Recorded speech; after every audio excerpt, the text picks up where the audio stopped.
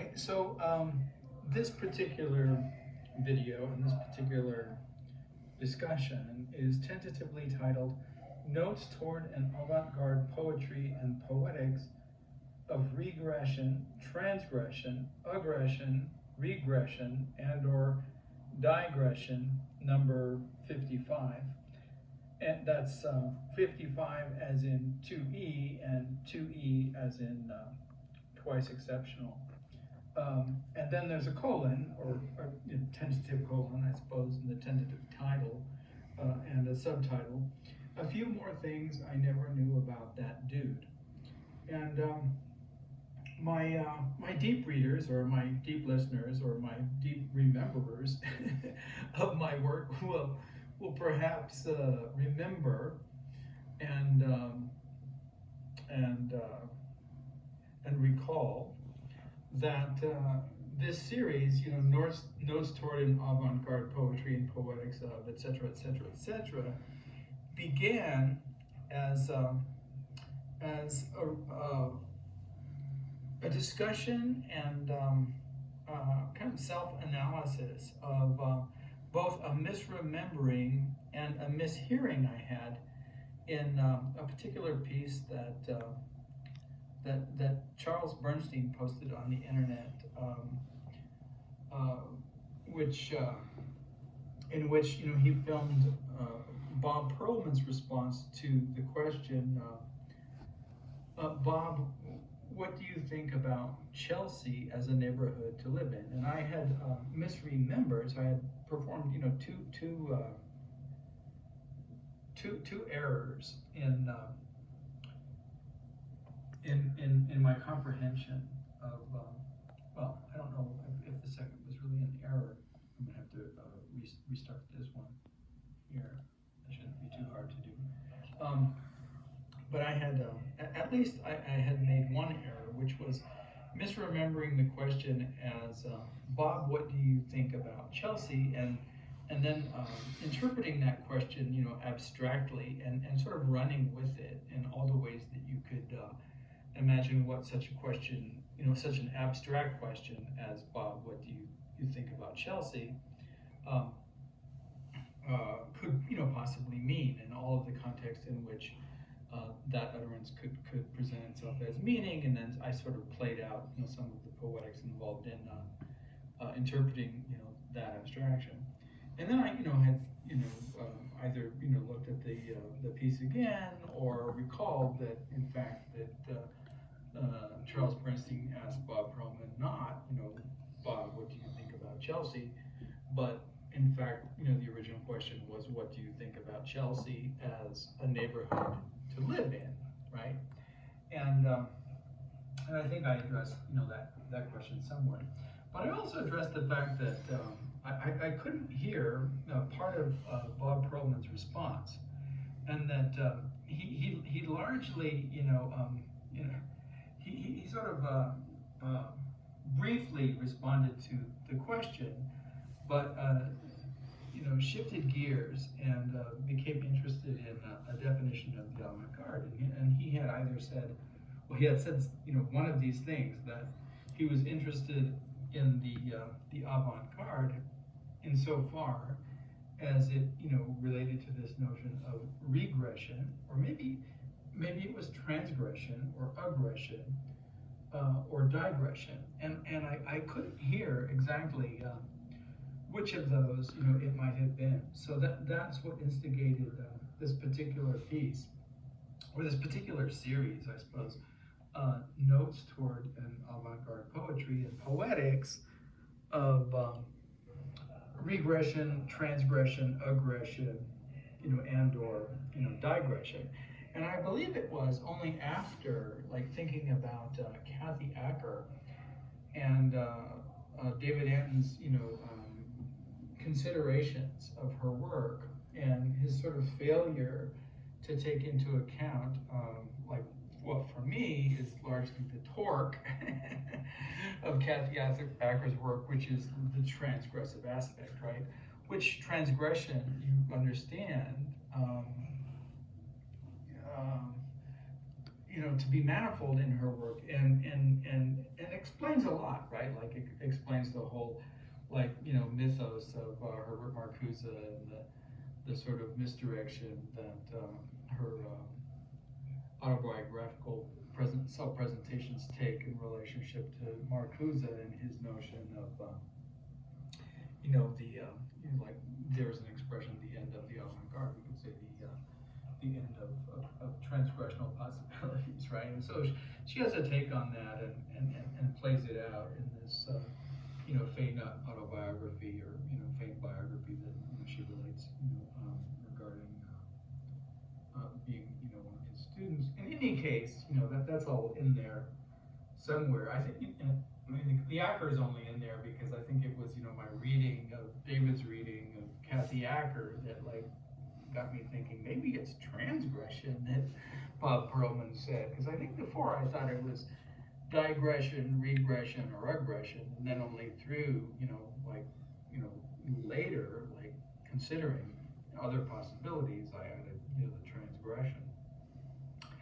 And in any case, so that's the series, and then and the reason that we're looking at this piece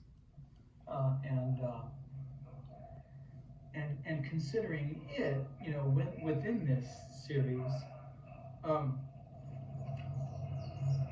notes toward an avant-garde poetry and poetics of regression, transgression, aggression, regression, and or digression, number 55, is let's see if I can find it. I just heard it. No, it's a little too late, isn't it?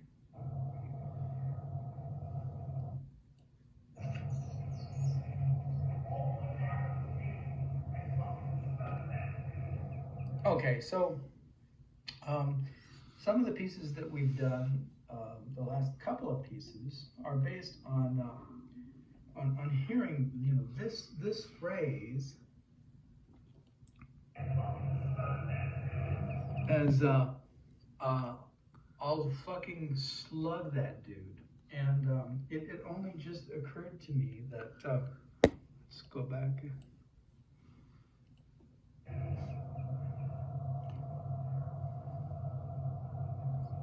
Oh, missed it again. I have to go back.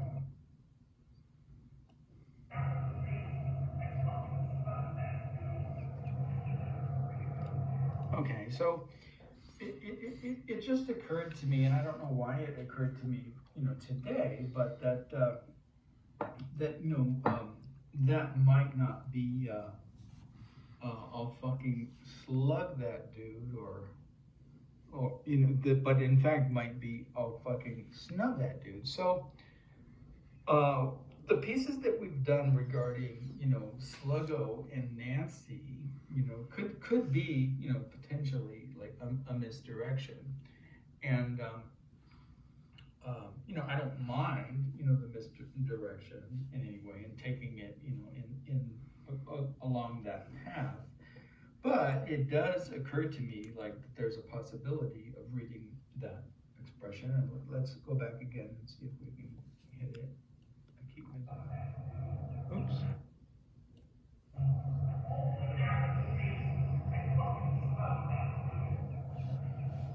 All right, so I'll or I'd, like those two are both possible readings, I think. I'll or I'd.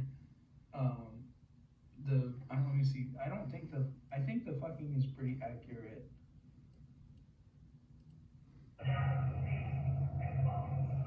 Yeah, fucking is pretty fucking. It's fucking.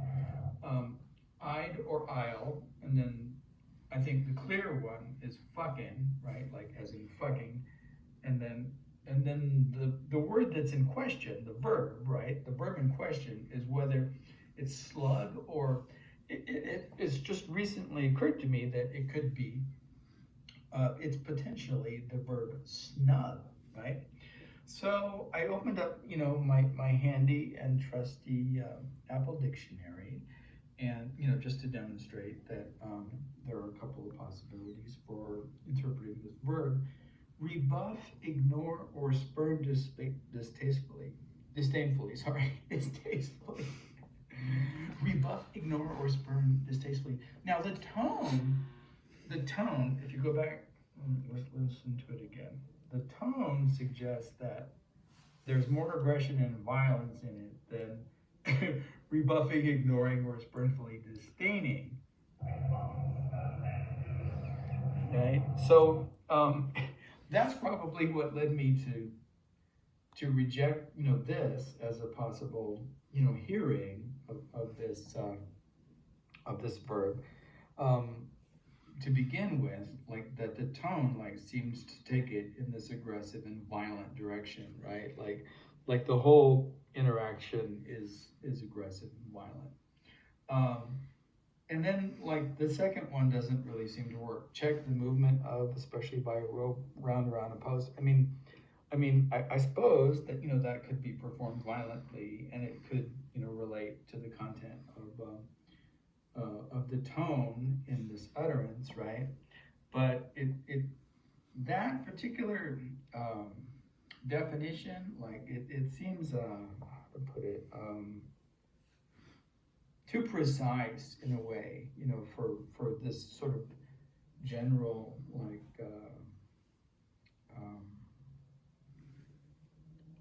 torrent, right? This emotional torrent, that this expression is generating. So, I think those are the reasons that I initially rejected the possibility of this verb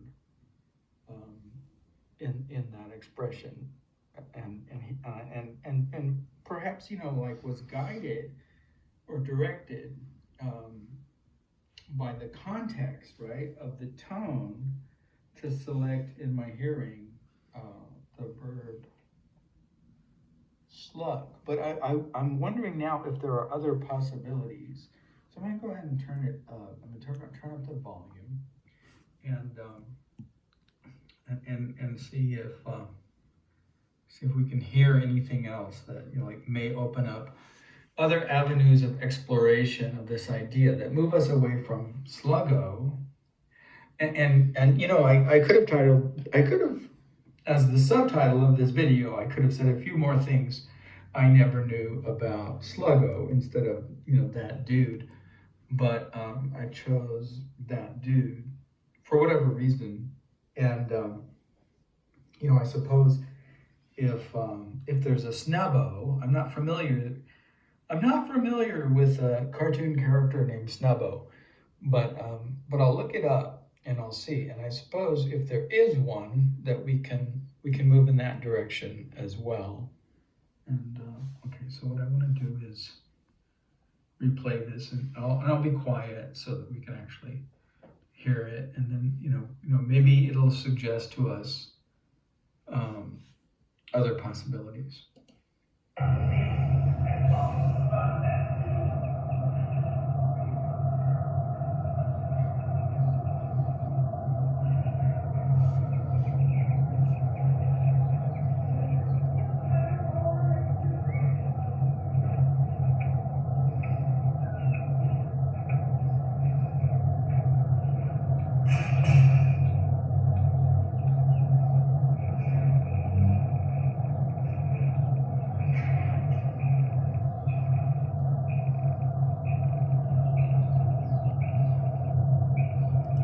Well,